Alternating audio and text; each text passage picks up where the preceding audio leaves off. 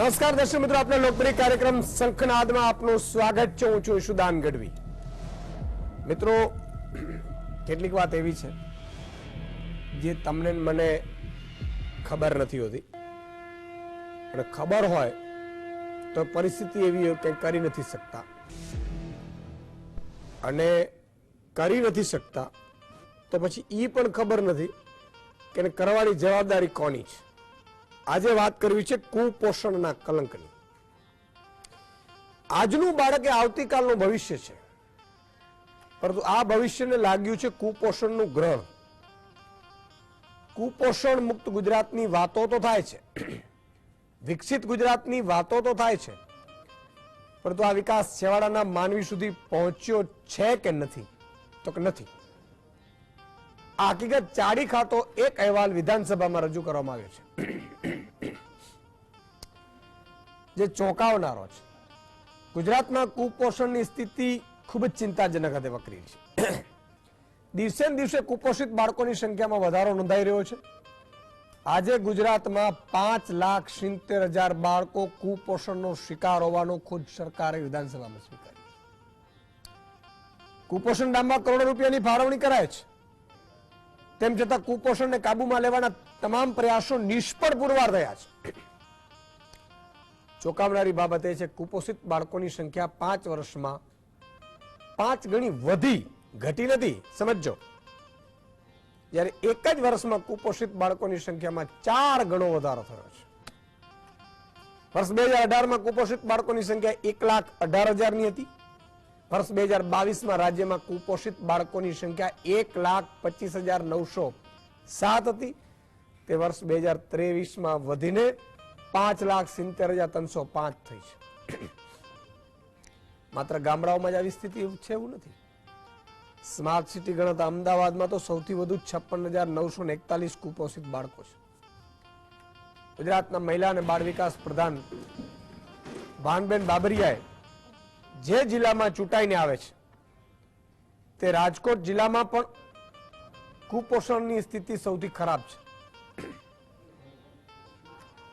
રાજકોટમાં વર્ષ 2018માં કુપોષિત બાળકોની સંખ્યા 2,409 હતી, જે 2023માં વધીને 15,573 પર પહોંચી ગઈ છે. ભારત સરકારના મહિલા અને બાળ વિકાસ મંત્રાલયના આંકડા દર્શાવે છે કુપોષણની દ્રષ્ટિએ મહારાષ્ટ્ર, બિહાર અને ગુજરાત ટોપ ઉપર છે. જે આંકડાઓ બતાવવામાં આવે છે તેમાં માત્ર આંગણવાડીમાં આવતા બાળકોની સંખ્યાનો આધાર બનાવી ગણતરી થાય છે. આંગણવાડીમાં ન જતા હોય તેવા કુપોષિત બાળકોની સંખ્યામાં પણ લાખોમાં હોઈ શકે. કમનસીબે છે કે કુપોષણ દૂર કરનાર ખુદ કુપોષિત બની રહ્યા છે. આંગણવાડી બહેનો વારંવાર ધરણા પ્રદર્શન કરવા મજબૂર છે. મોટાભાગની આંગણવાડીઓ ભાડાના મકાનમાં ચાલે છે અથવા તો જર્જરિત છે. ઢોરની ગમાણ જેવા ઘરોમાં નાના ભૂલકાઓમાં ભણાવાઈ રહ્યા છે. બાળકોને બેસવા માટે ચોખ્ખું આંગણું પણ નથી.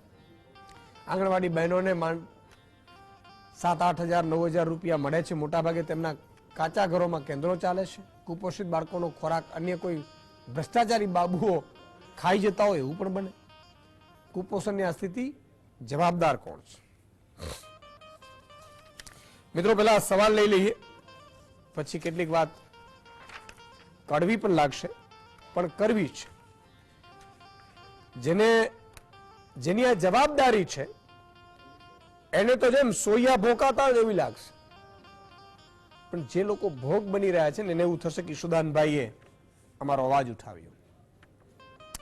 ગાંધીનગરના અડાલજનું પ્રાચીન નામ શું હતું? આજનો પ્રશ્ન છે. એ પ્રભાસ પાટણ, બી ગઢ પાટણ, સી વાવ અને ડી ગઢ સીસા.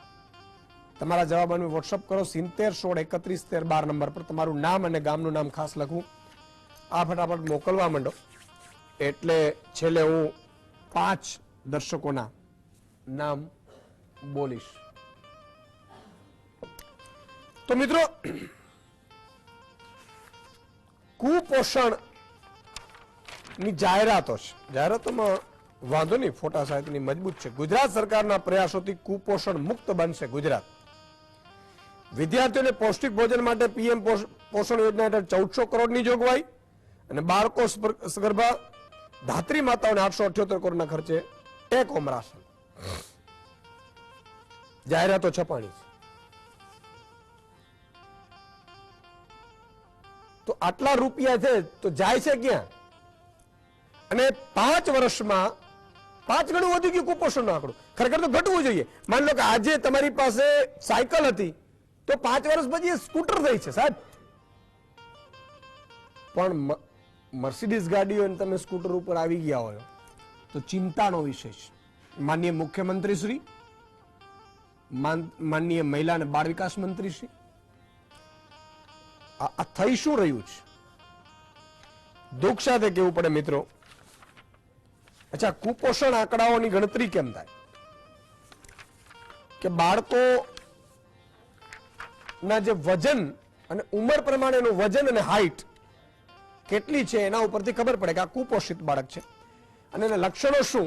તો કે બાળકોના શારીરિક વિકાસ તેની વયમાં પ્રમાણમાં ઓછો થતો હોય, વારંવાર શરદી, ઉધરસ કે ઝાડા થતા હોય, શરીર પર વારંવાર સોજો આવે છે, ત્વચા અને વાળમાં ફેરફાર થાય છે, બાળકના સ્વભાવ ચીડિયાપણું બની જાય છે, વારંવાર બાળક થાકી જાય છે, સામાજિક પ્રવૃત્તિ કે રમત ગમતમાં પણ રસ ન દાખવતું હોય. હવે મોટા ભાગના આપણા જે ગરીબ પરિવારો છે એમના બાળકોને કુપોષિત છે એવી ખબર જ નથી. એના પણ પેરામીટર્સ છે, એ મહાનુભાવો કહેશે. પણ મિત્રો દુઃખ સાથે કહેવું પડે, દાહોદ 51,321 કુપોષિત છે, બનાસકાંઠા 48,000, પંચમહાલ 31,000, ખેડા 28,000, સુરત 26,000, ભાવનગર 26,000, સાબરકાંઠા 25,000, છોટાઉદેપુર 19,000, આણંદ 19,000, સુરેન્દ્રનગર 17,000. ખૂબ એમ. હવે અધિકારીઓ સરકારને મને એવું લાગે છે કે ઉઠા ભણાવતા હોય એવું બની શકે, અથવા તો નેતાઓને ખબર નથી પડતી કે કુપોષણ મુક્ત ગુજરાત થઈ કેમ શકે, અથવા તો તમે જે ફંડ આપો છો એ ફંડ પહોંચતું નથી, ભ્રષ્ટાચારમાં વહી જાય છે. સાહેબ, કહેવત છે કે માન લો તમને બૂચ મારવાની ઈચ્છા થાય જ છે તો મારવું તો મીર મારવું. ગરીબોનું કામ, ગરીબોમાંથી, એના અનાજમાંથી. આજે મને દુઃખ સાથે કહેવું પડે છે કે આંગણવાડી બહેનો, આશા વર્કર બહેનો આ ધરણા ઉપર ધરણા કરે છે, રડે છે, એને પગાર વધારો નથી મળતો. આજ બજેટમાં વધારો કર્યા સિવાય 10 કાર્યક્રમ સરકારના મોટા ન કરો, ઓનલાઈન કરી નાખો, એનો રૂપિયો વધશે 25-50-100 કરોડ.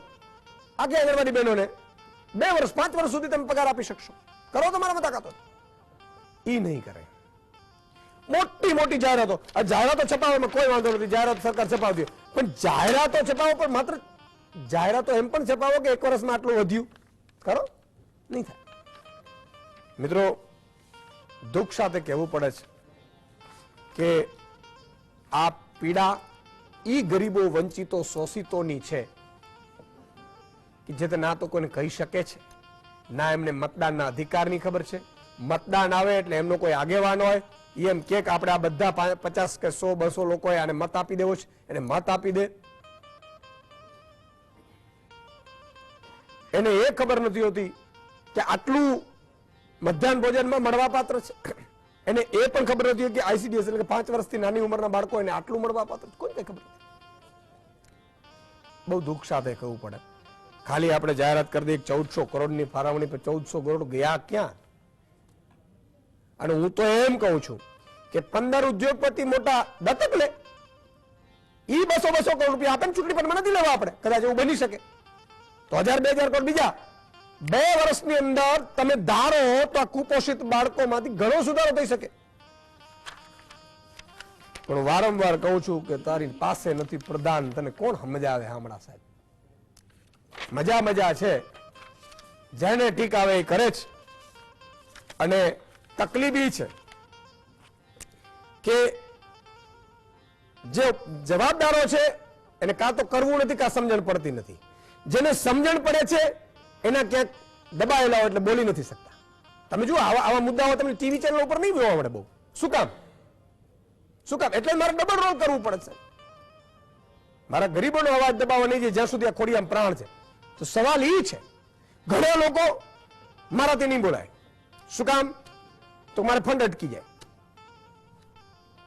દરેકને ક્યાંક ને ક્યાંક ડર હોય છે સાહેબ. એમને એમ આ આંકડાઓ વધતા નથી, એની પાછળ સારા લોકો, સમજદાર લોકોની ચૂપી પણ એટલી ને એટલી જવાબદાર છે. હમણાં ચૂંટણીઓ મત આવશે, ઘરે ઘરે પાવતીઓ પહોંચાડશે, પણ એમ નહીં કે તમારો બાળક છે ને આ મળવા પાત્ર આટલી આટલી વ્યવસ્થા છે. જાગૃત કરો સાહેબ. અને આપણે ક્યારે ખબર જ પડતી સાહેબ. એટલા માટે હું વારંવાર આ વસ્તુ તમને કહું છું, નેતાઓને, કોઈ પણ નેતા હોય એની ચૂંટણી જીતવા સિવાય કોઈ રસ નથી હોતો. સામ દામ દંડ વેદ જે પણ હોય. આપણી દેશની સાહેબ 75-76 વર્ષની આઝાદીમાં તમે વિચાર કરો, દેશ ઉપર દેવું વધતું જાય છે. દેશમાં છેલ્લા 10 વર્ષ કે છેલ્લા 20 વર્ષમાં આપણે શું એવું ડેવલપમેન્ટ કર્યું કે જે અમેરિકા અને જાપાનને એમ કહી શકે તમારી તાકાત નથી, અમે આ કરી શકીએ એમ છે. આજે આપણા જ બાળકો, આપણા જ દીકરાઓ સાહેબ મોતને મુઠ્ઠીમાં લઈ અને વિદેશમાં ભાગે છે. શું કામ ભાગે? તો કે આપણે વ્યવસ્થા ઉભી નથી કરી શકતા. એટલે ખેર આટલા હજારો લોકો છે જિલ્લા વાઇઝ, એ હજારો લોકોને ખબર પડી જાય કે આ સિસ્ટમમાં પ્રોબ્લેમ છે, તમારી હકની લડાઈ કરો ને તોય બીજા દિવસે. અને હું દાવા સાથે કહું છું કે ભ્રષ્ટાચારના કારણે જ આવું થતું હોય, ઉપરથી નીચે સુધી તપાસ કરો તો ખબર પડે, બાકી તો શું થાય. આ તમામ મુદ્દા ઉપર ચર્ચા કરવા માટે અત્યારે 4 મહાનુભાવો આપણી સાથે જોડાયા છે. પલ્લવીબેન પટેલ છે, ડાયરેક્ટર ચેતના NGO. અતુલભાઈ સોની છે, પૂર્વ લેબોરેટરી ઓફિસર. યોગેશભાઈ ચુડગર છે, રાજકીય વિશ્લેષક. અને ડોક્ટર વાંચીનીબેન ભટ્ટ છે, ન્યુટ્રિશનિસ્ટ. આ યોગેશભાઈ આમ તો મારા જૂના મિત્ર, 83 વર્ષની ઉંમર છે, 83. અને ઈચ્છા છે કે હજી 17 વર્ષ આપણે સદી પૂરી કરવી છે.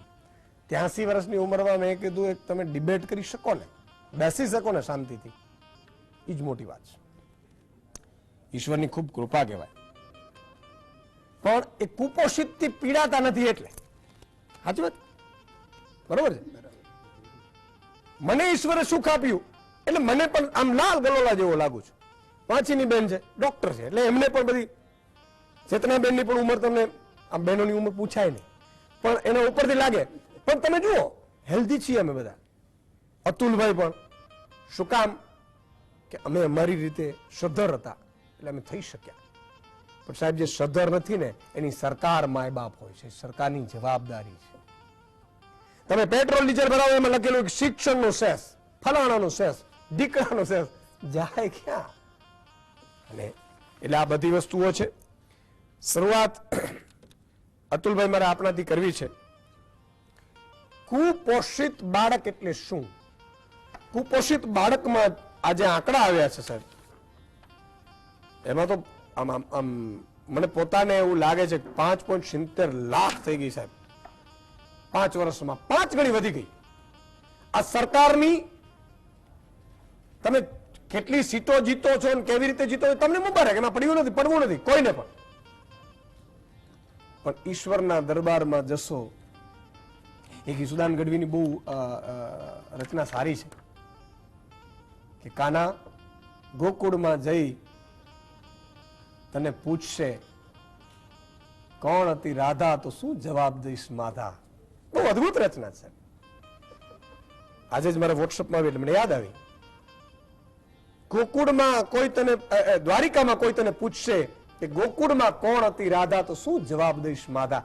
મારે એમ કેવું છે, હે મુખ્યમંત્રી, નેતાઓ, પ્રધાનમંત્રીઓ, ઈશ્વરના દરબારમાં જશો ને પૂછશે કે તમને આટલો બધો, તમારી આટલા જન્મો જન્મની પુણ્યની કમાણી હતી ને, ત્યારે મેં તને આખો દેશ સોંપી દીધો હતો, આજે રાજ્ય સોંપી દીધો હતો, તે કર્યું શું? મારા જ સંતાનો હતા સાહેબ, જે સંતાનો તારા ભરોસે છોડ્યા હતા. ત્યારે શું જવાબ દેશું આપણે? સમજાય તો સારું છે. એટલે અતુલભાઈ, આ કુપોષિત બાળક એટલે શું? કુપોષિત એટલે કે જે ન્યુટ્રિશન મળવું જોઈએ, મિનિમમ રિક્વાયરમેન્ટ, ઓછામાં ઓછું જેને ગ્રોથ માટે, એના વિકાસ માટે, એના શારીરિક અને માનસિક વિકાસ માટે જે ઓછામાં ઓછું ખોરાકમાંથી જે પોષણ મળવું જોઈએ એ જો ના મળે તો કુપોષિત કહેવાય. કુપોષિતમાં જ્યારે બાળક હોય તો એને પહેલું તો એને કોઈ ખાવા માટે વસ્તુ ઓછી મળે અને મળે છે એ એમાં પૂરું ન્યુટ્રિશન ના મળતા હોય. મેક્રો ન્યુટ્રિશન જોઈએ તો પ્રોટીન, કાર્બોહાઈડ્રેટ, ફેટ એ મળવા જોઈએ જે મિનિમમ રિક્વાયરમેન્ટ છે. અને માઇક્રો ન્યુટ્રિયન્ટમાં જોઈએ તો એને મિનિમમ જે વિટામિન્સ ખોરાકમાંથી મળવા જોઈએ, આયરન મળવું જોઈએ, ઝીંક મળવું જોઈએ, એ ના મળે. એનું કારણ છે કે એને જે નોર્મલ ખોરાક જે મળવું જોઈએ એ પણ ના મળતું હોય. આપણે જે વાત કરી બરાબર છે કે એ સંવેદનશીલતા તો ત્યાં મળી જાય છે કે આપણા ઘરમાં એક નાનું બાળક બી જરાક થોડું બી બીમાર હોય, થોડું કંઈક આપણે એને થાય છે તો આપણે મા બાપ તરીકે આપણે કેટલી બધી ચિંતા થાય છે. તો આ બધું માઈ બાપ જ કહેવાય. તો આપણો એક મોટો અંગ આપણા પરિવારનો જો કુપોષિત રહી જતું હોય તો આપણે આગળ જતા બહુ મોટો પ્રોબ્લેમ થાય. અને કુપોષિતમાં એની લક્ષણ એવી રીતે કે છે કે એના હાઇટ અને એનું વજન, એના જેમ ગ્રોથ થાય તેમ એનું વજન વધવું જોઈએ અને એની હાઇટ પણ વધવી જોઈએ. હવે જ્યારે કુપોષિત બાળકો હોય છે તો એના પૂરા પ્રમાણમાં એને ન્યુટ્રિશન ના મળે તો એ તો બહુ પતલા રહી જાય, એના જે નેચરલ જે ગ્રોથ થવું જોઈએ એ ગ્રોથ પ્રમાણે ના થાય અને યા તો એની હાઇટ ના વધે. આ માત્ર હાઇટ અને વજનનો મામલો નથી, કારણ કે એ વસ્તુ એ છે કે એના બ્રેઇનમાં, એના શરીરમાં, એના જે હાડકાના બંધારણમાં, એના મસલ્સ બંધારણમાં જે બી પોષક તત્વો જોઈએ એ મળતા નથી. એટલે એનું શારીરિક અને માનસિક વિકાસ એ અટકી જાય છે. એટલે આગળ જતા જે આવતીકાલના નાગરિક કહીએ ત્યારે એમને તો ખબર નથી.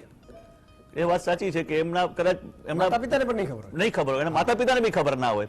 એને એવું કે ભાઈ અમારા પરિવારમાં તો બધા નીચી ઉંમર રહે છે, આ એવું જ રહે, પણ એનો પરિવાર કુપોષિત જ રહ્યું હોય છેલ્લા કેટલાક વર્ષથી. એટલે પછી આગળ જતા એ પછી ગમે તે બીજું કામ કરી લે પણ એને જે આપણું દેશનો જવાન જે બનવું જોઈએ એવું ના બને અને કુપોષિત રહે એટલે એના બીજા બી બીમારીઓ બહુ લાગુ પડે. આપણે એના નાના બાળકોને આપણે બહુ પ્રોટેક્ટ કરતા હોઈએ, વ્યવસ્થિત રહેતા હોઈએ, એને બહારનું ખાવા ના જઈએ કેવું કે, પણ એ બિચારા રોડ પર રહેતા હોય કે નાની જગ્યાએ રહેતા હોય તો એ ગમે તે વસ્તુ લેતા હોય તો એની ઇમ્યુનિટી બી કોમ્પ્રોમાઇઝ થતી હોય કંઈ ને કંઈ, એટલે એને બીમારી બી જલ્દી લાગુ પડે. બહુ સાચી વાત કરી. મારી ટીમને કહીશ કે નીચે ફોન લાઈન ખોલો, દર્શકોને પણ લેશું આપણે. એટલે મિત્રો એક તો અભિયાન એ કરવું જોઈએ સરકારે, એમાં બહુ રૂપિયા નથી ખર્ચ થતા. જે હમણાં જે વાત કરી અતુલભાઈ બહુ અદભુત વાત કરી કે રસ્તા ઉપર ભીખ માંગતા હોય છે.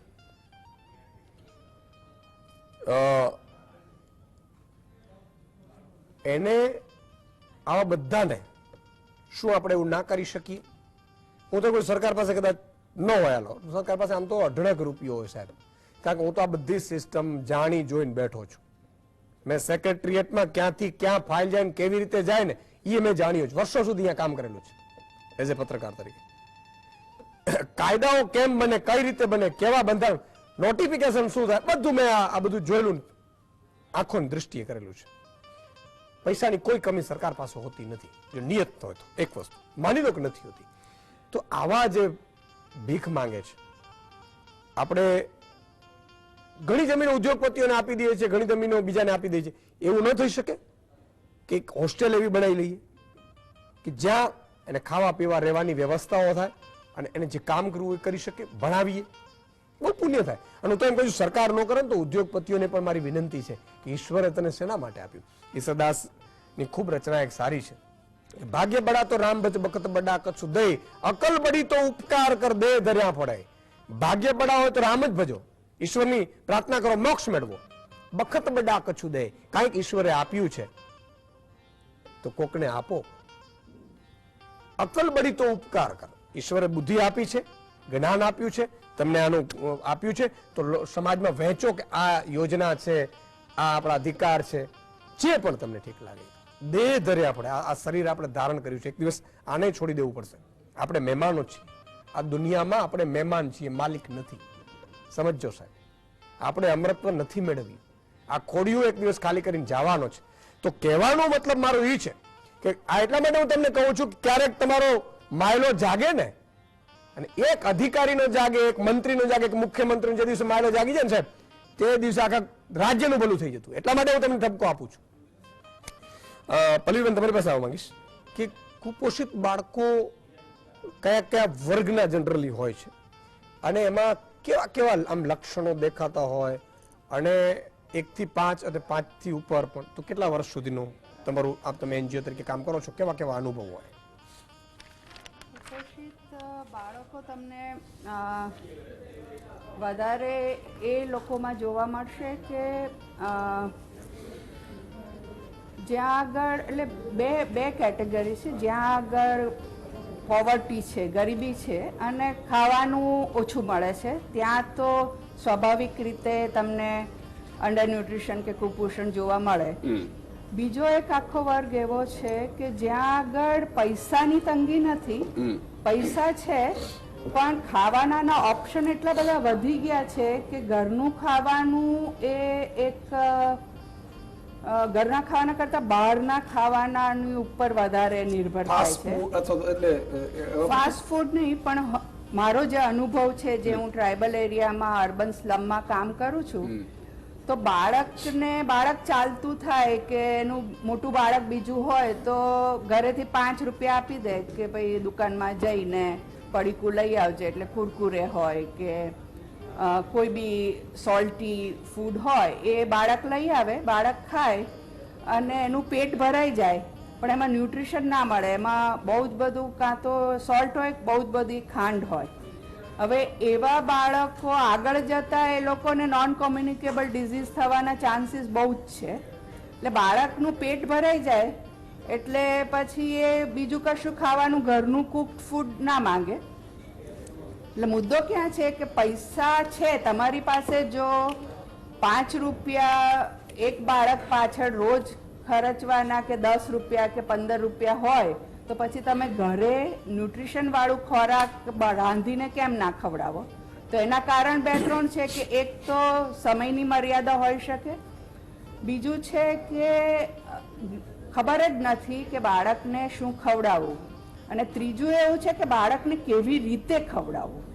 કારણ કે મારો જે અનુભવ છે કે તમે જો બાળક પાછળ દિવસની 30 મિનિટ આપો ને ખવડાવવા માટે, તો બાળકને તમે ન્યુટ્રિશનમાં અંડર ન્યુટ્રિશનમાંથી બહાર લાવી શકો. કેટલા સમયમાં લાવી શકો?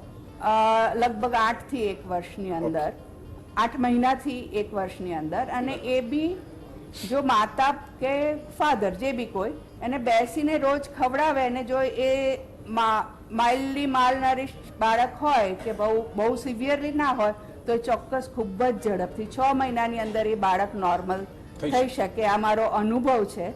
એટલે ખર્ચો કરો તમે, બાળક જુદી સ્કીમ દ્વારા બાળકને તમે પોષણ પહોંચતું કરો એ બરાબર છે, પણ એ પોષણ પહોંચ્યા પછીનું જે બધું કામ કરવાનું છે ત્યાં કદાચ આપણે પાછા પડીએ છીએ કે બાળકના કુટુંબને એજ્યુકેશન આપવાનું કે શું ખાવું, કેવી રીતે ખવડાવવું. બાળકને હાથમાં રોટલી આપે ને બાળક ફરતું ફરતું ખાય, એમાં કોઈ ફાયદો થાય નહીં. અચ્છા, બહુ મોટી વાત પલ્લવીબેને કીધી. એક દર્શક મિત્ર લઈ લો, જુનાગઢ થી ખાખાભાઈ જોડાયા છે. જી ખાખાભાઈ. જય માતાજી ભાઈ. જય માતા, જય માતાજી. આનંદ મંગલ. હા, હવે જ્યાં કુપોષણ ની વાત ચાલે છે એમાં આપણા વડાપ્રધાન યુએ ની અંદર જાય છે, બીજા દેશોમાં જાય છે. હાલો. હાજી. એટલે યુએ ની અંદર જાય છે આપણા વડાપ્રધાન ને. હું યુએ માં 8-10 વર્ષ રહ્યો છું, એટલે અમે ક્યાંય કોઈ બાળક એવું જોયું નથી કે જે આવા બીમાર હોય અને આવા દુઃખી હોય તો બીજા દેશોમાં જઈને વડાપ્રધાન આવું કઈ જોતા નહીં હોય કે હું થાય, એની પ્રજા કેમ સુખી રહે છે, એના સંતાનો કેવી રીતે પ્રફુલ્લિત હોય છે. અને આ દેશની અંદર આવા તમે કયો છો એટલી ગ્રાન્ટો આપે છે, એટલા પૈસા આપે, છતાં હજી કોઈ દેશની અંદર સલામતી પ્રજાની કે કોઈ સંતાનોની નથી. બિલકુલ. આના માટે કંઈક પણ વધારે ભરવા જોઈએ અને કંઈક કરવું જરૂરી છે, સમજ્યા? આજની પ્રજા છે ને કાલે બધી આમાં એકદમ વેડફાય અને બીમાર થઈને હેરાન થઈને મરી જાય. બિલકુલ બિલકુલ કાકાભાઈ, ખૂબ ખૂબ આભાર. એમણે પોતાનો મત વ્યક્ત કર્યો છે. સવાલ એ છે કે આમાં દરેક વખતે કોઈ પર્ટિક્યુલર વાત કરવાની કે કરવાની જરૂર નથી, પણ આપણે શું બેટર કરી શકીએ. માનો એક કલેક્ટર જિલ્લામાં આવ્યો, બરાબર છે, એણે અધિકારીઓની મીટિંગ બોલાવી, એણે એનજીઓ જે સારા કામ કરતા હોય એમની મીટિંગ બોલાવી, બીજા શું કરી શકાય એમની મીટિંગ બોલાવે. સાહેબ 10 મહિનામાં એ જિલ્લામાંથી 50% ફાયદો એ કલેક્ટર કરાવી શકે એટલી તાકાત હોય છે. અને નાનકડા વિરામનો સમય તો થયો જ છે, પણ આવતીકાલે, એટલા માટે કહી દઉં કે આવતીકાલે છે શુક્રવાર. આ વખતે તમારી પાસેથી આમ તો ભૂલાઈ ગયું મારે કે ભાઈ સેના ઉપર ધર્મનો આપણો હોય છે, ધર્મ અને સંસ્કૃતિ બચાવવા, પણ છતાં એમને એમ ઘણા બધાના મિત્રોના મેસેજો આવ્યા છે. અને એમાં આવતીકાલે ધર્મના શંખનાદમાં આપણે દેવાયત પંડિતની આગમવાણી, બહુ મજા આવશે. સારા સારા મહાનુભાવો સાથે આપણે નિહાળીશું. એટલે મને પણ એમ થાય કે ધર્મ અને સંસ્કૃતિ માટે આપણે કંઈક કરીએ છીએ. નાનકડા વિરામ બાદ તુરંત આવીએ છીએ, ક્યાં જતા નહીં. દર્શક મિત્રો, લો પછી મહાનુભાવો પાસે જાઓ. કુપોષણના કલંક ઉપર આપણે ચર્ચા કરી રહ્યા છીએ અને આ ચર્ચા માત્ર ને માત્ર જાગૃતિના અભિયાન માટે છે. કોઈની ટીકા ટિપ્પણી કે કોઈની લાગણી માટે કે દુભાવ માટે નહીં. આપણી ભાવના એવી છે કે કંઈક સારું થઈ શકે. કલ્પેશભાઈ જુનાગઢથી જોડાયા છે. એટલે જુનાગઢ વાળાને બધાને લાગે છે, બીજા કોઈ લાગતા જ નથી. ના, જુનાગઢના ઈસુદાનભાઈ આજે છે સામાન્ય વ્યક્તિની વિચારધારાને વેગ મળે છે, એટલા માટે હું જુનાગઢ છે. આ એક જાગૃતિ અભિયાન છે, એક સેવાકીય પ્રવૃત્તિ કરું છું જુનાગઢથી. વાહ. આ કુપોષિત બાળક માટે પ્રશ્ન થયો. બાળક આજ 7 વર્ષનું છે. આજે વિદ્યાર્થી, હું મારા 95% 95% મારા વિદ્યાર્થી આજે રોજનું પ્રદર્શન છે. એ વિદ્યાર્થી બિચારો 50-60 રૂપિયાનો નાસ્તો કરે છે કાયમી ડેલી. રોજ વેફર છે, અલગ અલગ પ્રકારના, બરાબર છે. બાળક તો નાનું બાળક છે, બરાબર. તો આ જોઈને વેદના થાય છે, કારણ કે એનો છૂટવાનો ટાઈમ 2 વાગે હોય. આજ વિદ્યાર્થી રહેતા હોય, તારે દુઃખ થાય છે આ જોઈને. એમ આનો કોઈ રસ્તો પૂરો એમ. કારણ કે હું પોતે હોટલ વાળો છું, ચા વાળો. પણ એમ થાય કે 2 વખત ફૂટીને પરીક્ષા ખાતે મને એમ થયું કે આનું આયુષ્ય હું, અને આમાં કુપોષણ. બાળક તો બાળક કહેવાય, 17 થી 18 વર્ષનો વિદ્યાર્થી છે. આજે એની વેદના જોઈને રોજ દુઃખ થાય છે. આ કોઈ ઓલું પ્રચાર કે કોઈ ટીઆરપી માટે મારો પ્રશ્ન નથી, બરાબર. એક વેદના છે મારી. વાહ, તમારી ખૂબ સારી સેવાકીય પ્રવૃત્તિ છે કલ્પેશભાઈ. અને શંખનાદ માટે બીજા 10 ને જરા ફોન કરજો, એટલે વધુ લોકો જોડાઈ શકે, તો વધુ જાગૃત થાય. જામનગરથી હજી એક દર્શક મિત્ર છે, નામ ભરતભાઈ છે, જામનગરથી. જી ભરતભાઈ. ભરતભાઈ અવાજ આવે છે? ભરતભાઈ, ફોન લાગી ગયો છે તમારો, પણ મને લાગે છે કે કટ થઈ ગયો છે, અવાજ નથી આવી રહ્યો. તો વાંચીનીબેન, તમારી પાસે આવવા માંગીશ કે જે રીતે જો અલગ અલગ પ્રકાર છે, મતલબ એક તો ગરીબ છે, એની પાસે તો ઓપ્શન જ નથી. એ ઈચ્છે તો એ બાળકને એ પ્રકારના કદાચ ન ખવડાવી શકતા. ગરીબ માતા પિતા મને જોઈ છે, અહીંયા કડિયા કામને હોય ને, ત્યારે હું નીકળતો હોઉં ત્યારે આપણો એ થઈ જાય કે બિલ્ડિંગ બનતી હોય અને ત્યાં એક લોખંડના સળિયામાં એની સાડીનો ટુકડો બાંધેલો હોય અને બાળકને ત્યાં સુવડાવી દે ઝૂલામાં, અને પોતે માતા એ ઈંટોથી કામ કરતા હોય છે. આવા કેટલાય હોય છે કામ. આપણી નારીઓને સલામ. સવાલ એ છે કે એ ગરીબ છે, એના પછી તબક્કો આવે છે કેટલાક અમીર, પણ એને ખાવાની ખબર નથી. શું કરવું જોઈએ, શું હોવું જોઈએ? ચોક્કસ. ઈસુદાનભાઈ, સૌથી પહેલા આપણે જ્યારે કુપોષણની સમસ્યાની વાત કરી રહ્યા છે, તો આમાં 2 વસ્તુ મહત્વની છે કે આજે એના બધા જ લૂપહોલ્સ અથવા કારણો છે એને આપણે લઈએ ડિબેટમાં, અને એની સાથેના સોલ્યુશન કયા હોઈ શકે, તો જ કદાચ આ ડિબેટ જે છે પ્રોડક્ટિવ નીવડે. કારણોની વાત કરીએ તો હું એગ્રી છું તમારા ઘણા બધા પોઈન્ટ સાથે કે સરકારની યોજનાઓ અને યોજનાઓ પછી કરેક્ટ લોકો સુધી પહોંચવી કે નહીં, આ બંને મુદ્દાઓમાં કદાચ એ મારો વિષય નથી એટલે હું ડિટેલમાં કદાચ અભિપ્રાય ન આપી શકું. પણ એ પછી આગળનું સ્ટેપ કે જ્યારે અમે લોકો મેડિકલ કેમ્પ માટે ગામમાં જતા હોઈએ છીએ અને પ્રેગ્નન્ટ મહિલાઓને અથવા તો લેક્ટેટિંગ મધર્સને મળતા હોઈએ છીએ, ત્યારે અમે ઘણી વખત તમને સમજાવતા હોઈએ છીએ કે આ પ્રકારનો આહાર જે છે જેમાં બધા જ પોષક તત્વો હોય, સરે કીધું એ પ્રમાણે કે 3 મેક્રોન્યુટ્રિયન્ટ્સ છે અને 3 માઇક્રો છે, એ હોવા જરૂરી છે.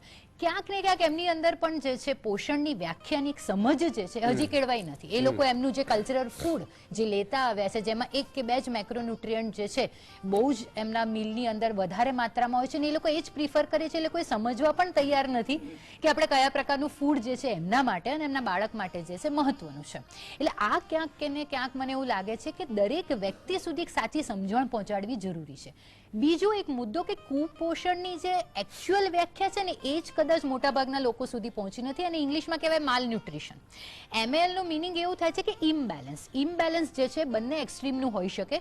જરૂરી પોષક તત્વો નથી મળતા, ફૂડ ઓછું મળે છે, અને બીજું કે જ્યાં એક જ પ્રકારનું મેક્રોન્યુટ્રિયન્ટનું પ્રમાણ વધારે છે ને એના કારણે જે છે બીજા મેક્રોન્યુટ્રિયન્ટ કે માઇક્રોન્યુટ્રિયન્ટ પૂરતા પ્રમાણમાં નથી મળતા. આજે આપણા દર્શકોને કહીશું કે જેવી રીતે મેરેઝમસ અને ક્વોશિયોરકોર એ કુપોષણ અથવા તો માલ નરિશમેન્ટમાં ગણી છે, એ રીતે ઓબેસિટી પણ એને પણ કુપોષણ કહી શકાય. કુપોષણની સાચી વ્યાખ્યા એ કે પ્રોપર પોષક તત્વો યુક્ત આહાર તમે નથી લેતા, એ પછી કોઈ પણ એક્સ્ટ્રીમ હોઈ શકે. તો ખાસ જો આનું સોલ્યુશન લાવવું હોય તો જેવી રીતે આજે આપણે ડિબેટ કરી રહ્યા છે, જેના થ્રુ આપણે ઘણા બધા દર્શકો સુધી જે છે એની અવેરનેસ પહોંચાડી રહ્યા છે, એ જ રીતે વિવિધ કાર્યક્રમો દ્વારા, વિવિધ પ્રોગ્રામો દ્વારા સાચી સમજણ પહોંચાડીએ કે આ પોષણયુક્ત આહારનું મહત્વ શું છે. બીજી એક વસ્તુ ઈસુદાનભાઈ કે કદાચ આ જે માલ નરિશમેન્ટના કેસીસની વાત કરી રહ્યા છે, એ બાળક જે છે, ઘણા મોટાભાગના બાળકો કુપોષિત જ જન્મે છે, એટલે કે એમનું જન્મ વખતે જે વજન હોવું જોઈએ એ જ ઓછું છે, જેને LBW કહેવામાં આવે છે, લો બર્થ વેટ બેબી. હવે એની પાછળનું મુખ્ય કારણ એ છે કે ગર્ભવતી મહિલા જે છે એણે પોષણયુક્ત આહાર નથી લીધો, માટે આવનારું બાળક જે છે કુપોષિત જ જન્મે છે. બીજા ઘણા બધા કારણો, જેમ તમે કહો એ પ્રમાણે કે જનસંખ્યા પણ એક કારણ હોઈ શકે, અથવા તો જે છે લોઅર સોશિયો ઇકોનોમિકલ ક્લાસીસના ઘણા બધા એવા મુદ્દાઓ છે કે જેના કારણે પૂરતા પ્રમાણમાં પોષણ મળતું નથી, અને પછી બંને એક્સ્ટ્રીમ પ્રકારના કેસીસ કે ઇમ્યુનિટી ઘટી જાય છે, ઇન્ફેક્શન ડિઝીઝ થાય છે, અને ઓબેસિટી અથવા તો બીજા લાઇફસ્ટાઇલ ડિસઓર્ડર થાય છે. એટલે મારા મત અનુસાર એક સાચી અવેરનેસ, અને બીજું તમે કહો એ પ્રમાણે કે યોજનાઓ જે છે વિધાઉટ કોઈ પણ ભ્રષ્ટાચાર વિના જે છે યોગ્ય વ્યક્તિ સુધી પહોંચે, કદાચ આ જ એના સોલ્યુશન હોઈ શકે. વાહ. પણ હજી પણ વાંચનીબેન પાસે બીજા રાઉન્ડમાં આપણે જોશું મિત્રો કે શું શું ખાવું જોઈએ. પણ મારી પાસે એક ડેટા જે કાઢીને આપ્યો છે, એમાં 2 વર્ષ હોય તો 12.47 કિલોગ્રામ અને હાઈટ 86.8 સેન્ટીમીટર. એટલા માટે આપણે ખબર નથી હોતી કે કુપોષિત બાળક કોને કહેવાય. તો એના એક ટેન્ટેટિવલી પોઈન્ટ છે. 3 વર્ષનો બાળક 14.6 કિલો અને 95.2 સેન્ટીમીટર. 4 વર્ષનું બાળક 16.33 કિલો અને 102.3 સેન્ટીમીટર હાઈટ. 5 વર્ષનો 18.37 અને 109.2 સેન્ટીમીટર.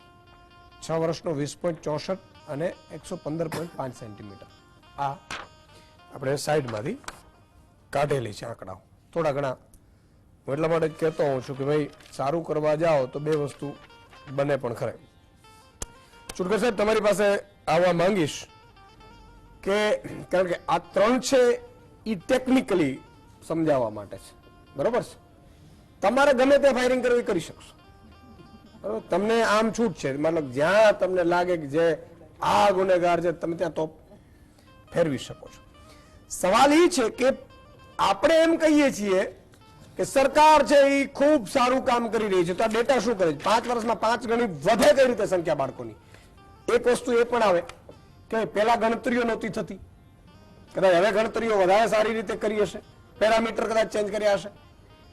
મારું કહેવાનું છે તો એનો મતલબ એ છે કે 5 વર્ષ પહેલા આપણે ખૂબ નબળા હતા ગણતરીઓ કરવામાં, અને વધી રહ્યા છે, અને વધી રહ્યા છતાંય આ જ કુપોષિત બાળકો, એના માતા પિતા કે એને ખબર નથી કે આપણે કયા સિસ્ટમનો ભોગ બની ગયા છે. ઈસુદાનભાઈ, હું આ બધાની જેમ બધું ખોરાક અને એ ટેકનિકલ નથી જાણતો, બરાબર છે, પણ હું રખડનારો ભટકનારો માણસ છું. ઝૂંપડપટ્ટીમાં, ગામડામાં આવા બધાની વચ્ચે ફરનારો માણસ છું.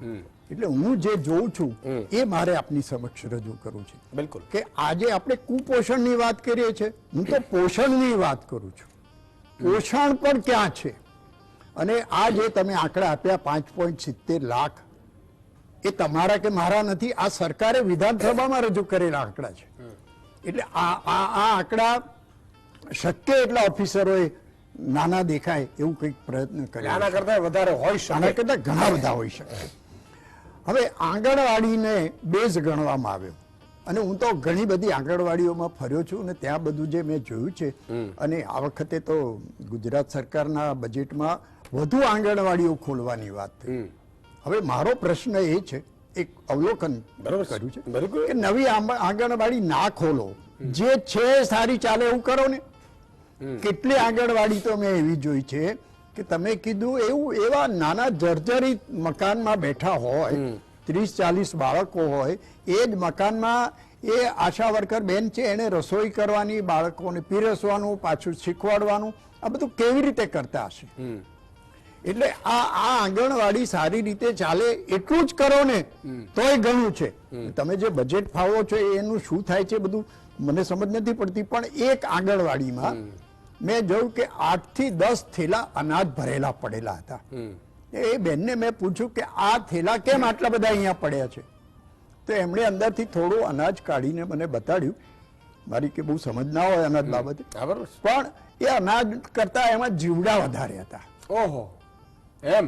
હવે એ બેને કીધું કે હું આમાંથી સુખડી બનાવીને આપું, આમાંથી રોટલો બનાવીને આપું તો આ બાળકોનું શું થાય?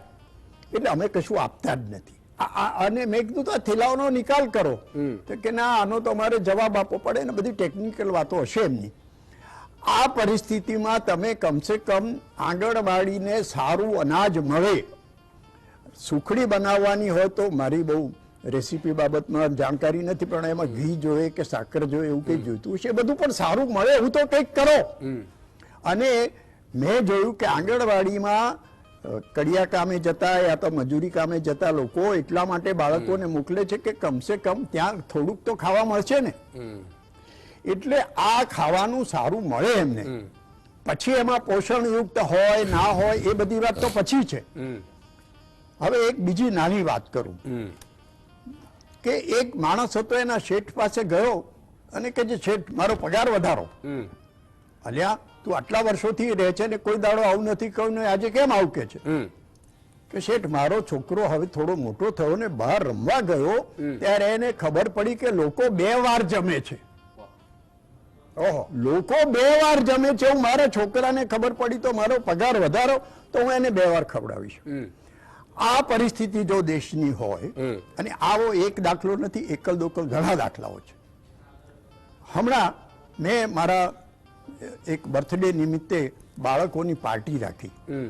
આવા વિસ્તારમાંથી બાળકો લાવીને 45 બાળકોને જમાડ્યા. એમાં અમે ગુલાબ જાંબુ પીરસ્યા કે ચાલો છોકરાઓને કહી. એટલે મેં એક ગિમિક ખાતર એક ગુલાબ જાંબુ હાથમાં લઈને પેલા બાળકને પૂછ્યું કે બેટા આ શું છે? કે સાહેબ આ તો લાડવો છે. મેં કીધું આ ગુલાબ જાંબુ છે? કે મને ખબર નથી, કે નથી આમાં ગુલાબ કે નથી જાંબુ. વાહ ભાઈ વાહ. એના 2 દિવસ પહેલા હું રાજપથમાં જમવા ગયો હતો, ત્યારે ગુલાબ જાંબુ થી માંડીને 10 જાતની સ્વીટ હતી, અને આ બાળકને આ ગુલાબ જાંબુ શું છે ખબર નથી. અમે નાના હતા, સ્કૂલમાં ભણતા હતા ત્યારે નોટબુક આવે ને એની પાછળ એક સરસ લખાણ આવતું હતું કે આજનો વિદ્યાર્થી કાલનો નાગરિક છે, અને પછી પંડિત નહેરુનો ફોટો હતો કે કાલનો નાગરિક આવતીકાલનો પંતપ્રધાન છે. આ બાળક નાગરિક બનવાની વાત તો બરોબર છે, કમસે કમ માણસ તો બને કે જેને 2 વાર ખાવા મળે. આ પરિસ્થિતિમાં આપણે જીવતા હોય ત્યારે સરકાર કેટલા કરોડનું બજેટ બહાર પાડે છે, આના માટે કેટલા ફાળવ્યા છે, કેટલા કરોડ, આ બધું જોઈને મને તો ચક્કર આવે છે કે આટલા બધા જો ફાળવતા હોય તો આ દશા કેમ? તો તમે સારી યોજના બનાવો. મધ્યાહન યોજના બનાવી ત્યારે મને આનંદ થયો હતો કે ચાલો બાળકોને સ્કૂલમાં સારું ખાવા મળશે, પણ આ બધી યોજનાઓ કાગળ ઉપર જ રહે. અને પછી એવું જોવા મળ્યું, એક શાળામાં હું ગયો હતો, સરકારી શાળામાં, મધ્યાહન યોજના માટે આવતું અનાજ એના પ્રિન્સિપલને શિક્ષકો ઘેર લઈ જાય. ઓહો હોય, તો આ બાળકોને શું ખવડાવતા હશે? આ મધ્યાહન યોજના જેણે શરૂ કરી એ વખતે માનનીય માધવસિંહભાઈ ચીફ મિનિસ્ટર હતા, એમની સાથે મેં રજૂઆત કરી હતી. ત્યારે કહે છે કે ભાઈ અમે તો સારી યોજના બનાવીએ પણ નીચે સુધી ના પહોંચતી હોય. અને એ જ વખતે રાજીવ ગાંધીએ કીધું કે મારા 1 રૂપિયામાંથી 15 પૈસા. આ વાત અત્યારે નથી કરી, બરોબર, પણ નીચે સુધી કમસે કમ આ ખાવાનું પહોંચે. તમે બધે કરો, એક આ ક્ષેત્ર તો છોડો. આ ક્ષેત્રમાં આ કુપોષિત બાળકો તમે કહો છો, હું તો પોષિત બાળક જ માંગુ છું કે ભાઈ એને પોષણ મળે થોડું, એટલું તો કરો, પછી કુપોષિતની વાત છે. બહુ એટલે આ હું ગામડામાં ફરું છું, ઝૂંપડપટ્ટીમાં ફરું છું, ને આ નજરે જે જોઉં છું એ દિલમાં દુઃખ થાય છે. આટલા વર્ષો મેં કાઢ્યા પણ હું પણ આમાં કંઈ કરી નથી શક્યો, એનો પણ મને દુઃખ થાય છે. બહુ સાચી વાત છે મિત્રો, પણ એમાં તમારે એટલા માટે દુઃખ કરવાની જરૂર નથી કે કોઈ પણ વ્યક્તિ, એટલે માનો કે ચેતનાબેન વર્ષોથી કામ કરે, પલ્લવીબેન વર્ષોથી કામ કરશે ને તો એક લિમિટેડ વર્ગને કરશે. આ માય બાપ છે ને સરકાર છે, અને સરકાર ધારે તો આજે માનો 33 જિલ્લા કલેક્ટર છે, 8 મહાનગરપાલિકામાં કમિશનરો છે, બોલાવીને મુખ્યમંત્રી ધમકી મારે 1 વર્ષની અંદર જો સુધર્યું નહીં તો તમારા ઠેકાણા પાડી દેશું. તમને ખબર છે કલેક્ટર બનવા માટે લાઈનો લાગે, સાઇડિંગ પોસ્ટિંગ કોઈને ગમતી નથી, અને એ કલેક્ટર જિલ્લા પુરવઠા અધિકારી કહેવાય. આ મામલતદાર અને જિલ્લા પુરવઠા અધિકારી મધ્યાહન ભોજનમાં આપે છે. એને કહી દે 1 રૂપિયાનો કરપ્શન થયું તો તમારી ખેર નથી, કાલે સસ્પેન્શનનો ઓર્ડર નીકળશે, ના શું થાય સાહેબ? તાકાત છે કોઈની? અને સૌથી ડરપોક હોય ને તો એ સરકારી કર્મચારી અધિકારી હોય, મેં મારી નજરે ખબર છે. શું કામ? કે નોકરી મેળવવી અને પછી જે મજા કરે છે એ રાતોરાત ઝૂંટવાઈ જાય ને એટલે એને આકાશમાં એટલે જોજો આમ બેઠા હોય, જી સર, જી સર, પણ એનામાં તમારામાં તાકાત હોવી જોઈએ કે એને હેન્ડલ કરવાની તાકાત છે યાર. અને કલેક્ટર ન કરી શકે, કલેક્ટરને કહેવાનું તારું કામ નથી ભાઈ, તો બીજાને કલેક્ટર મૂકવું. કેટલા આઈપીએસ આઈએસ અધિકારીઓ છે. તો મારું કહેવાનું એ છે કે આવું કરો યાર, આ પીડા છે અમારી. બાકી તો ઈશ્વરે જે તમને કરવા દીધું એ કરશે. એક દર્શક મિત્ર છે મહિપતસિંહ ગીર સોમનાથજી. જી મહિપતસિંહજી. હાજી જી બોલો. હાજી બોલું છું, ઈશુદાન ગઢવી વાત કરું છું.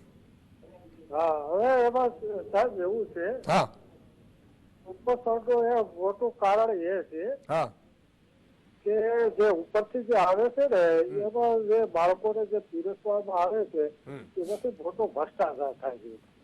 એટલે ભ્રષ્ટાચારને કારણે બાળકો જે છે કુપોષિત રહે છે. એનું કારણ એ છે કે હું જે સરપંચ હતો ત્યાં મારી પાસે બિલ આંગણવાડીના બેન લઈને આવ્યા અને બિલ લઈને આવ્યા એટલે એને એવું કીધું કે આમાં સહી કરવાની છે. એટલે બે બેનને પ્રશ્ન એવો કર્યો કે 5 વર્ષમાં બાળકોને ફ્રૂટ આપવામાં આવ્યું જ નથી, તો બિલો ક્યાંથી આવ્યા? એટલે એને જેને સીધો એનામાં ફોન કર્યો, જેના બે જે તાલુકા લેવલના અધિકારીઓ એને કે ભાઈ આ સરપંચ તો સહી કરવા ના પાડે, હવે ઓલા બેને સીધું આંગણવાડી કે સરપંચને ક્યાં આધાર કરવાની હતી?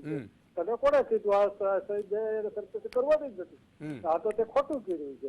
એટલે એ બેન મારી પાસે સહી કરવા બેન લઈને કાગળિયા વૈયા ગયા. તો હકીકતમાં જે ફ્રૂટ જે બાળકોને આપવામાં આવે છે, દૂધ આવે છે, એ બાળકોને પોષતું નથી.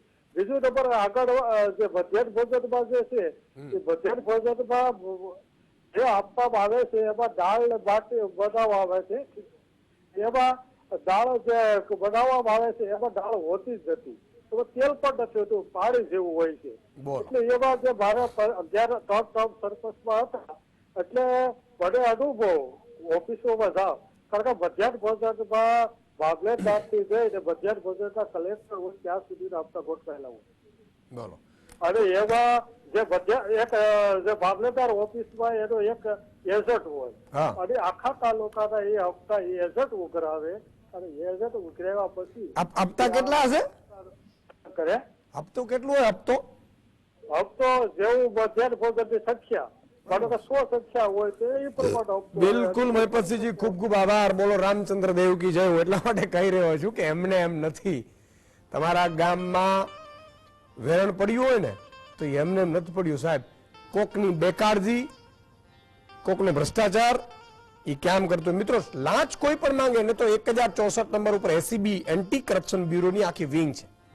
દરેક જિલ્લામાં એનો પોલીસ ઇન્સ્પેક્ટર હોય છે, એને પકડાઈ દેવાનું. મામલતદાર હોય, જિલ્લા પુરવઠા અધિકારી માંગે, કલેક્ટર માંગે, અને 1064 નંબર ઉપર કરજો એટલે લોકલ એસીબીમાં પણ કદાચ આમ તેમ થાય તો પેલી ખબર પડે. હવે બીજો ટર્ન લઈએ. બીજો ટર્ન મને લાગે છે કે દોઢ પોણા 2 મિનિટ વાંધો નહીં આવે. તો શરૂઆત હવે આ તો થયું કે આ સમસ્યા છે કુપોષિત, એને ઉકેલ શું આપણે એના ઉપર 2 મિનિટ કરી નાખીએ એટલે લોકોને એની જાગૃતિની જરૂર છે. આ તો ઠીક છે, કરશે ત્યારે કરશે, ધારાસભ્ય, સાંસદ, મંત્રી જયારે ઈચ્છા હોય ત્યારે કરે, પણ આપણે લોકોને કહીએ કે આવું આવું થઈ શકે. જી અતુલભાઈ. જી, ઉકેલ જો છે તો સમસ્યા તો મોટી જ છે, કારણ કે 2 વખત ન જમવા મળે એવી સંખ્યા તો કેટલી મોટી હશે. આ તો કુપોષણ બાળકોની વાત કરી, ઇવન એડલ્ટમાં બી 2 ટાઈમ ન જમતા હોય એવા મારા ધારણા મુજબ તો ઘણા બધા લોકો છે આજે, એને એ વાસ્તવિકતા છે. તો એ બાજુ જવા માટે ઘણી બધા પ્રયત્નો કરવા પડે. આપણે કહ્યું કે ગવર્મેન્ટ તો જે કરશે એ કરશે. મને એ વસ્તુ આનંદ છે કે ઘણા બધા એનજીઓ પણ આમાં કામ કરે છે, ઘણા બધા ધાર્મિક સંસ્થાઓ પણ આમાં કામ કરે છે, અને એના એ સારા કાર્યો છે. અને એ બી જોયું છે કે સરકારી તંત્રો કરતા આ જ્યારે એનજીઓ અથવા ગવર્મેન્ટ સિવાયની સંસ્થાઓ કરતા હોય કે ધાર્મિક સંસ્થાઓ કરતા હોય તો એનું ઇફેક્ટિવનેસ બહુ ઘણું છે. એ વધારે અસરકારક રીતે રામ રોટી આપતા હોય કે રામ ધર્મ આપતા હોય કે કોઈ ધર્મના નામ મંદિરમાં છે, મસ્જિદ પાસે, ચર્ચ પાસે કંઈ બી, તો એ તો એક પણ જેને જો સંકલિત કરવામાં આવે એ જે યોજનાઓ છે બધી એ લોકો પોતાની રીતે ઇન્ડિવિજ્યુઅલી કરે છે સંસ્થાઓ, એને કંઈક સંકલિત કરવામાં આવે અને એમના NGO ને સાથે રાખી અને જો કોઈ આનું અભિયાન કરવામાં આવે તો કોઈ એવું મોટું નથી કે ના થઈ શકે. બિલકુલ થઈ શકે એવું છે સર. વાહ. હું એટલા માટે કહું છું કે આપણા બધા માટે શરમજનક કહેવાય. અહીંના ઉદ્યોગપતિઓ અબજોપતિ ખરબોપતિ નંબર 1 નંબર 2 થાય એના માટે પણ શરમજનક કહેવાય આપણું ગુજરાત છે. અને આપણા ગુજરાતમાં લાખો બાળકોની પાછા વધી રહ્યા છે. અહીંયા જે આગેવાનો છે અધિકારીઓ છે એમના માટે શરમજનક કહેવાય, એની સરકાર છે એમના માટે શરમજનક કહેવાય, એનો વિપક્ષ છે એના માટે શરમજનક કહેવાય, આ બધા માટે શરમજનક છે. તો પલ્લવીબેન, શું શું આમાં વધારે કરી શકાય તમારું આમાં? પહેલી તો હું જે માનું છું કે કુપોષણ બાળકમાં હોવું એ માટે કોઈ એક જવાબદાર નથી, દરેક જણ જવાબદાર છે અને દરેક જણ જો રિસ્પોન્સિબલ બિહેવિયર કરશે તો ચોક્કસ આમાં આપણને ફાયદો થાય. હું સાદું શિક્ષણ આપું છું ગામોમાં કે તમારા ખાવાનામાં ઓછામાં ઓછા 3 કલર હોવા જોઈએ. 3 કલર વાળી થાળી બને તો પોષણ બાળકને મળી રહે. પણ તમે જો 5 રૂપિયા આપીને કુરકુરે મંગાવશો તો એમાં તમને પોષણ 3 કલરમાં શું શું હોઈ શકે? એક તો ગ્રીન હોવું જોઈએ, એટલે સફેદ શાકભાજી. હોવું જોઈએ અને ઓરેન્જ હોવું જોઈએ. ઓરેન્જ કે પીળું, એટલે એમાં દાળ આવી જાય, શાક આવી જાય અને તમારા વીટ કે જે બી રોટલો કે જે બી તમે ખાતા હોય એ આવી જાય. એટલે સાદી ભાષામાં જો આપણે શિક્ષણ આપીએ. અને એક બીજો જે બહુ મોટો મુદ્દો છે જેના ઉપર બહુ ચર્ચા નથી થતી કે આપણા રાજ્યમાં ઇન્ટરનલ માઇગ્રેશન બહુ થાય છે. તો કે ડાંગમાંથી 6 મહિના કે 7 મહિના સુધી બાળકો બધા ફેમિલી આખું સુરત નવસારી બાજુ માઇગ્રેટ થતું હોય શેરડીઓના ખેતરમાં. હવે એ સમયે બાળકને કશું જ મળતું ના હોય. એટલે એવી કંઈક સ્ટ્રેટેજી હોવી જોઈએ કે બધા પાસે માહિતી હોય છે. હું ડાંગના કોઈ ગામમાં જાઉં ને અને પૂછું કે આ બધા કુટુંબો ક્યાં માઇગ્રેટ થયા છે તો એ લોકોને ખબર હોય કે બેન 50 કુટુંબો અહીંયા છે, 25 અહીંયા છે, 25 અહીંયા છે.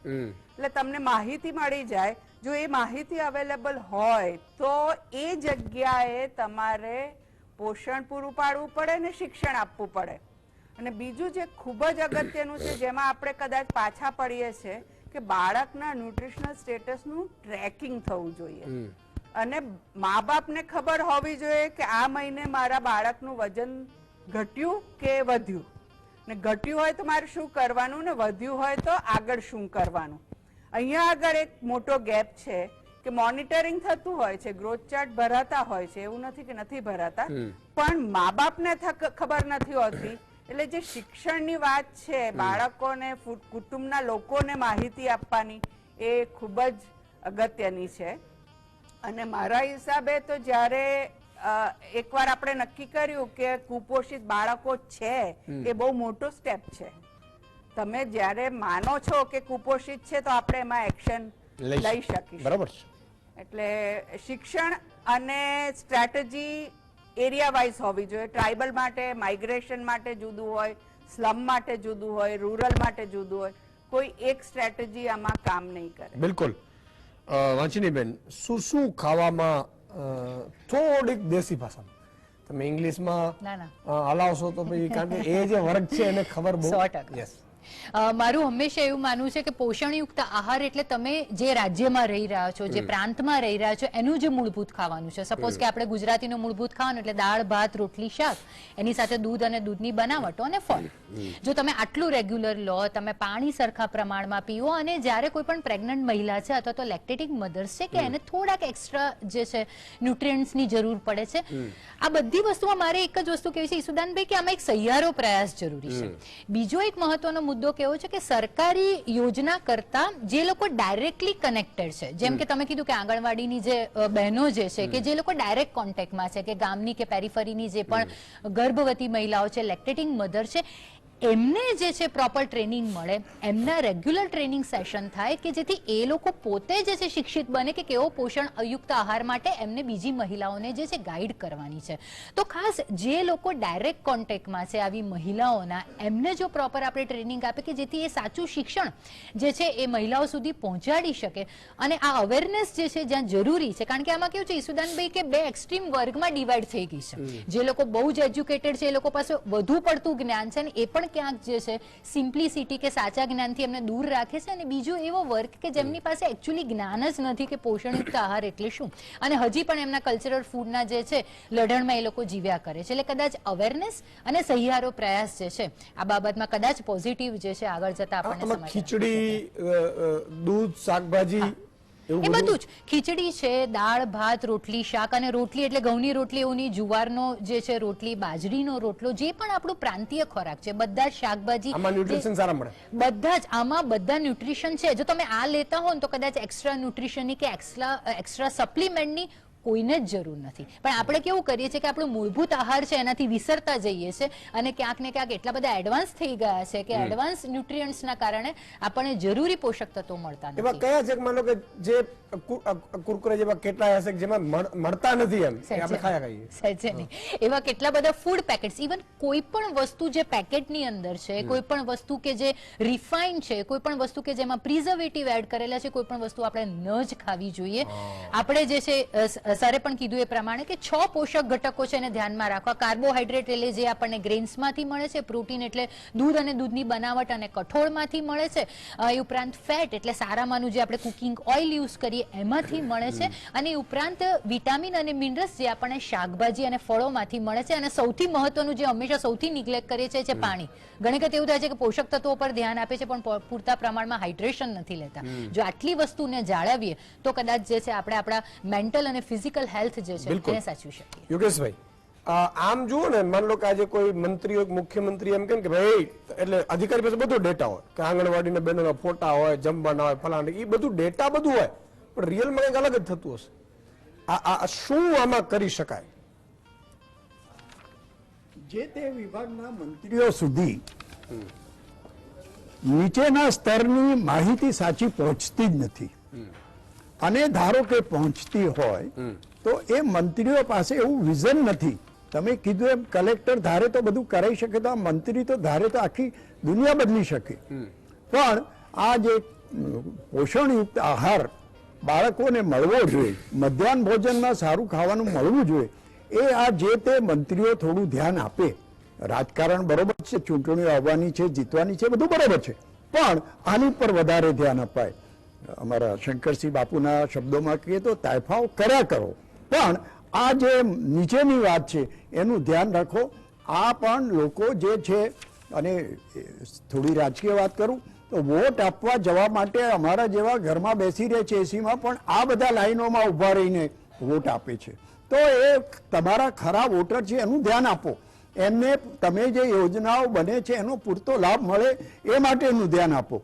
અને ખોરાક એમને સારો મળે. તમે ખોરાક માટેની 2 યોજનાઓ કરી, બહુ સરસ વાત છે, પણ એ યોજના બાળકો સુધી, આ લોકો સુધી પહોંચે છે કે કેમ એનું મંત્રીઓ જાતે ધ્યાન રાખે. ઓફિસરો ઉપર આધાર રાખશો તો આમ ને આમ 75 વર્ષ કાઢ્યા, હજુ બીજા 25 કાઢીશું. પણ મંત્રીઓ પોતે આને લગતું નોલેજ રાખે અને આની ઉપર પૂરી દેખભાળ રાખે તો આ યોજનાઓ તમારી સફળ થશે. બાકી તો બજેટ વખતે વાવા થાય અને યોજનાઓ સારી થાય એવું અખબારો અને મીડિયા કહે, પણ લોકો સુધી પહોંચે એનું તમે નજર રાખો તો મને લાગે છે કે આ કુપોષણનો પ્રશ્ન બહુ સહેલાઈથી સોલ્વ થઈ શકે. એક આ છેલ્લું હાસ્યમાં લઈ લઈએ, મતલબ તમે કીધું કે જીવડાવાળા બધા ખોરાક બધા આપતા હશે, તો છેલ્લે પછી એમને જીવડા પડે? ખબર નથી કોનામાં જીવડા પડતા હશે. મેં બેનને પૂછ્યું કે આ થેલાઓનો તમે નાશ કેમ નથી કરતા, અહીંયા બધા જીવડાઓ ફરશે. ત્યારે એમને પણ ડર હોય છે કે અમારે આનો હિસાબ આપવાનો હોય છે. હવે હિસાબ ક્યાં આપે? અને ધારો કે એ 2 લારી મંગાવીને 2 થેલા લઈ જઈને ક્યાંક નાખી આવે, એ પાછા ગામવાળા એમની ટીકા કરે કે તમે આ શું કરો છો. એટલે પ્રશ્નો એવા ગૂંચવાયેલા છે ને એનો ઉકેલ કોઈ ઈમાનદારીથી કરે તો નીકળે એવું છે. બિલકુલ નીકળે એવું છે. આ તો ચિંતાનો વિષય છે. 5 વર્ષમાં 5 ગણા વધ્યા. સમયનો અભાવ છે એટલે પલ્લવીબેન, અતુલભાઈ, યોગેશભાઈ અને ડોક્ટર વાંચીનીબેન તમામનો ખૂબ ખૂબ આભાર. તમારા નામ પણ લેવાના છે. પણ એક વાત મારે કહેવી છે મિત્રો કે કોઈ પણ કામ સારું કરવા જાઓ કે ખરાબ કરવા જાઓ, કાંઈ ન આવડે તો એક વાર તમે તમારો આ છેલ્લો દિવસ છે આ ધરતી ઉપર એમ વિચારીને એકવાર પ્રયાસ કરજો. તમારી આત્મા છે ને જાગી ઉઠશે અને તમે આ બૂચ મારવાનું બંધ કરી દેશો. આમાં થાય છે શું સાહેબ? આ છે ને એ ઈશ્વર ની આ માયા છે બધી. તમારા પુણ્ય જન્મના કર્મ હોય તમે બનો, પણ પછી ઈશ્વર પરીક્ષા લેતો હોય છે, જાળમાં ફસાતો હોય છે કે આમાંથી તને આટલા રૂપિયા મળશે, આનાથી તું પાછળ ચૂંટણીમાં આમ વાપરી શકીશ, આમ જીતી શકીશ. અને તમે જોઈ લો નેતાઓ છેલ્લા અરસામાં, અધિકારીઓ છેલ્લા અરસામાં બહુ દુઃખી હોય છે. દુઃખી એટલા માટે હોય છે, હું કોઈ નામ નહીં લઉં પણ તમે રેકોર્ડ કાઢી લો, એના સંતાનો છે એ પણ એમને છોડી દીધો એવા ઘણા દાખલાઓ છે સાહેબ. એક બીજો દાખલો કે એક ભાભા છે ને એમના ગામના કલેક્ટર હતા, એટલે મળવા ગયા. એટલે કલેક્ટર છે ને કે તમારા ગામના આવ્યા છે કાકા. એટલે કલેક્ટરે એવું કીધું કે એમને કહું હું કામમાં છું. એટલે એને પટાવાળો કીધું કે સાહેબ કામમાં છે. તો કે ભાઈ કામમાં છે એટલે જ મારે કામ છે, કાલે ઉતરી જશે મારે કામ નથી કઈ. એટલે પછી જયારે કલેક્ટર પાછા આવે છે એના ગામમાં રિટાયર થઈને, ત્યારે કીધું બોલો શું હતું? ત્યારે જ કામ હતું. હવે તારું